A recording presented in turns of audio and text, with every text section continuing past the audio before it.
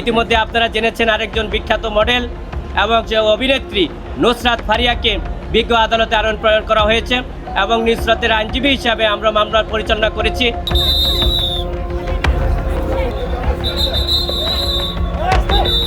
উনি দেশে বিদেশে জনপ্রিয়তার শীর্ষে রয়েছেন।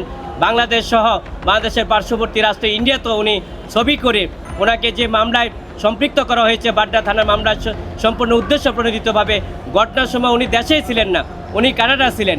আমরা বিজ্ঞ আদালতে সাবমিশন রেখেছি, বিজ্ঞ আদালত অত্যন্ত মনোযোগ সহকারে আমাদের সাবমিশন নিয়েছেন। পরবর্তীতে বিজ্ঞ আদালত যেহেতু আমরা ফিরিস্তি দিয়েছি, ওনার ভিসা এবং পাসপোর্ট দিয়েছি, সেগুলো পরীক্ষা নিরীক্ষা করার জন্য আইয়ুসাবকে প্রতিবেদন দাখিল করার জন্য নির্দেশ দিয়েছেন এবং প্রতিবেদনের সাপেক্ষে আগামী 22-5-25 তারিখে বিশিষ্ট অভিনেত্রী এবং বিশিষ্ট মডেল নুসরাত ফারিয়াকে জামিন শুনানির জন্য রেখেছে।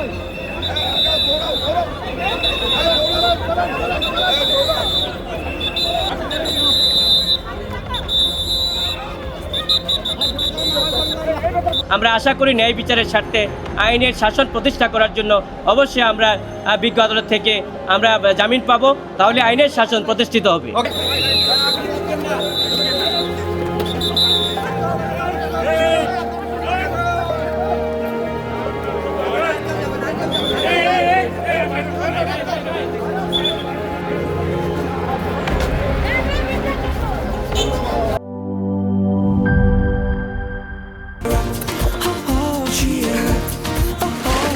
চিল হবে রিফ্রেশিং মুডে।